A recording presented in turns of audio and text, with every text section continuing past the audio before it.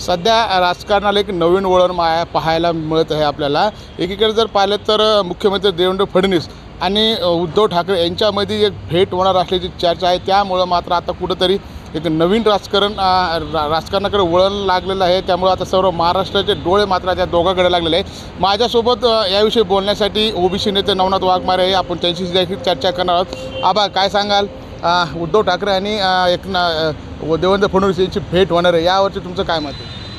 हे बघा, राजकारणात काही आणि कधीही काही होऊ शकतं।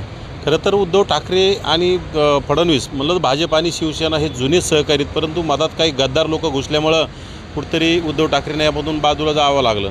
परंतु एखाद्या वेळेस आता जर ह्या लोकांचा काही त्रास, यांचे सहकारी, यांचे मंत्री गद्दार लोकांचे, निव्वळ भ्रष्टाचारी लोक ज्यांचा अफाट भ्रष्टाचार सुरू आहे, जातीवाद सुरू आहे, अशा लोकांपासून देवेंद्र फडणवीसाला जर काहीतरी वेगळं वाटत असेल तर काही सांगता येत नाही। उद्धव ठाकरेंसोबत सुद्धा युती होऊ शकते आणि झाली बी पाहिजे, कारण की उद्धव ठाकरे एक प्रामाणिक माणसं आहेत आणि देवेंद्र फडणवीससुद्धा प्रामाणिकपणे हे राज्य चालवण्याचा प्रयत्न करतात। परंतु त्यामध्ये घुसखोरी, जातीवाद करणारे काही लोक घुसल्यामुळे या सरकारला कुठेतरी बदनामीला सामोरं जावं लागतं आहे। त्यामुळे ही बदनामी जर वाचवायची असेल तर नक्कीच त्यांनी उद्धव ठाकरेसोबत मिळवलं तरी काही अडचण नाही, लोकांचे त्यांना शुभेच्छाच राहतील।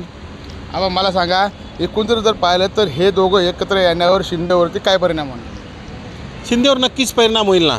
एकतर शिंदेने अतिजातीवाद केला, शिंदेने ओबीसीच्या पाठीत खंजीर खुपसला मुख्यमंत्री असताना, शिंदेंनी निव्वळ भंपक असणाऱ्या बिंडोक जरांगेला पाठिंबा देऊन बिंडोक जरांगेचा लाड करून राज्यामध्ये अतिजातीवाद पेरण्याचं काम शिंदेने केलं आहे। ते शिंदेचं पापच म्हणावं लागेल आणि शिंदेचा पापाचा घडा भरत आला असलो आज जर, तर नक्कीच शिंदेचा पापाचा घडा पालता होईल आणि एकनाथ शिंदेला बाजूला करून उद्धव ठाकरेला मुख्यमंत्री घेऊ शकतात। असं जर झालं तर नक्की त्याच्यात कुठलंही आश्चर्य नाही आणि असं झालंही सुद्धा पाहिजे। सामान्य जनतेची ती इच्छा आहे, कारण की सामान्य ओबीसी असेल, एससी असेल, एसटी असेल, सगळे भटकेविमुक्त असेल, ह्या सगळ्या लोकांची इच्छा आहे की ह्या लोकांनी काहीतरी केलं पाहिजे आणि अशा जातीवाद्यांना बाजूला ठेवून जातीचा कुठतरी जातीभेद न करणाऱ्या लोकांनी एकत्र येऊन राज्य चालवलं पाहिजे, देश चालवला पाहिजे। आबा, मला सांगा, एकीकडे जर पाहिलं आपण तर शिंदे गटाचे जे आहेत तर आता संदीप भुमरे आहेत, त्यांच्यानंतर विलास भुमरे यांच्यावरती इम्तियाज जलील सातत्याने आरोप करत आहेत की जी काही इनामी जमीन आहे, हैदराबादचे जे इनाम होते त्यांची काही जमीन आहे ती त्यांच्या ड्रायव्हरच्या नावे केली, असं देखील आता आरोप होत आहे। ती पहिले कुठंतरी 150 एकर जमीन होतं, मात्र आज त्यांनी पत्रकार परिषदेमध्ये जवळपास 500 कोटीची ही जमीन असल्याचं बोलले जाते। याकडे तुम्ही कसे पाहता? खरं तर यामध्ये म्हणजे कुठंतरी ड्रायव्हरच्या नावाखाली जमीन मिळवायची आणि पूर्ण आपल्या स्वतःच्या घशात घालण्याचा हा प्रयत्न असायला पाहिजे। कुठल्या ड्रायव्हरला 500 कोटीची जमीन कोणी दान करत असतं का?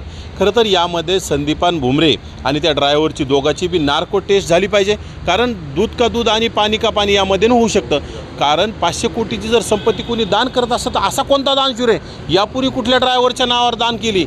आणि संदीपान भुमरे हा सत्तेला चिटकलेला मुंगळा आहे आणि दुसरी गोष्ट सत्तेच्या सोबत पैसा कमावण्याचं संदीपान भुमरेला जमले। कुठलाही अभ्यास नाही, सभागृहात बोलता येत नाही आणि दारू विकणारा खासदार आहे ना, यांनी सगळं फक्त पैसा कमावण्याचं साधन निर्माण केलं आहे। त्याचप्रमाणे ड्रायव्हरच्या नावाने ही संपत्ती गोळा केली। याच्यामध्ये फक्त सोपा उपाय, दोघांची नार्को टेस्ट करणे। त्यामुळे दूध का दूध आणि पाणी का पाणी कोणी दिली, ओरिजिनल दिली का यांनी मिळवली, हे तुम्हाला त्याच्यामध्ये निष्पन्न होईल, त्याच्याशिवाय कुठलाही तुम्हाला काही निष्पन्न होणार नाही। एकीकडे जर आपण पाहिलं हवा तर मला सांगा, संजय शिरसाट आहे, त्यांची देखील एक पैशाचा विषय आला तर ते बॅग दाखवलं, मात्र ते मॉप केलेलं आहे असं देखील म्हणते। मात्र सातत्याने एकनाथ शिंदेची डोकेदुखी, त्याच्यानंतर आपण जर पाहिलं तर तिथे गायकवाड आहे, त्यांनी मारहाण केलेली, काही आमदारामुळेच एकनाथ शिंदेला साईडलाईन करण्याचं काम देवेंद्र फडणवीस करणारच का? संजय शिरसाटांच्या बाबतीत काय असतं की संजय शिरसाट खरं बोलण्याचा प्रयत्न करतात आणि संजय शिरसाट बोलायला थोडे जास्त बोलतात। यामुळं संजय शिरसाटाच्या बाबतीत मॉर्फ केलेली आहे किंवा नाही हे आपल्याला माहीत नाही, परंतु संजय शिरसाटाच्या बाबतीत षड्यंत्रही सुद्धा असू शकतं। परंतु संजय गायकवाड हा निव्वळ हरामी आणि बिंडोक आमदार आहे। यापूर्वीसुद्धा अनेक नेत्यांच्याविषयी वाचाळ बोलणे, जातीवाचक बोलणे, मारहाण करणे, मी काय म्हणतो स्वतःच्या अंगरक्षकाला, गृहविभागाचे जे अंगरक्षक असतात यांना त्याची गाडी पुसून घेण्याचं काम संजय गायकवाडने केलं आहे। आणि संजय गायकवाडला कायदा हातात घेण्याचं कोणी सांगितलं आहे? संजय गायकवाड जर त्या कॅन्टीनच्या कर्मचाऱ्याला मारहाण करत असेल तर संजय गायकवाडवर गंभीर स्वरूपाचा गुन्हा दाखल झाला पाहिजे. संजय गायकवाड आमदार आहे, त्याला जर त्याच्यामध्ये काही चुकीचं आढळलं तर त्यांनी कारवाई करायचा आदेश द्यायला पाहिजे होता. त्यांनी कारवाईची तक्रार करायला पाहिजे होती. परंतु तुम्ही जर कायदा हातात घेत असाल तर तुम्ही आमदार नाही, तुम्ही गुंड आहात. अशा गुंडांना नक्कीच खरं तर त्या बुलढाण्याच्या बाहेर तडीपार केलं पाहिजे. या लोकांनी खरं तर अशा लोकांना चपलाने हाणून पुढच्या वेळेस आमदार केलं नाही पाहिजे. कारण की लोकांनासुद्धा, अनेक लोकांना, सामान्य लोकांना तिथं त्या संजय गायकवाडचा, बिंडोक संजय गायकवाडचा तिथं त्रास आहे. मला सांगा, आता एकनाथ शिंदे, देवेंद्र फडणवीस आणि उद्धव ठाकरे यांची जी भेट होणार आहे, ह्या भेटीचं नेमकं सूचक काय आहे? तुम्हाला काय वाटतं की राजकारणामध्ये एक नवीन वळण लागणार आहे का, किंवा काय होणार आहे परिणाम? यामध्ये आलं तर चांगली गोष्ट आहे, त्यांनी यायला काय आपल्या शुभेच्छा आहेत. परंतु मला वाटत नाही की होईल. फक्त बैठका होतील, बैठकीतून काहीतरी वेगळं वळण निर्माण होईल यामधून.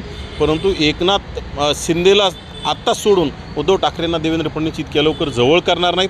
परंतु भविष्याची नांदी आजपासून ठरू शकते. आज नाही, परंतु 2029ला नक्कीच उद्धव ठाकरे आणि देवेंद्र फडणवीस एकत्र आलेले आपल्याला पाहायला मिळायला, आपण त्याच्यामध्ये काही आश्चर्य व्यक्त नाही केलं पाहिजे. नक्कीच ते येऊ शकतात, परंतु मला आज येतील असं वाटत नाही.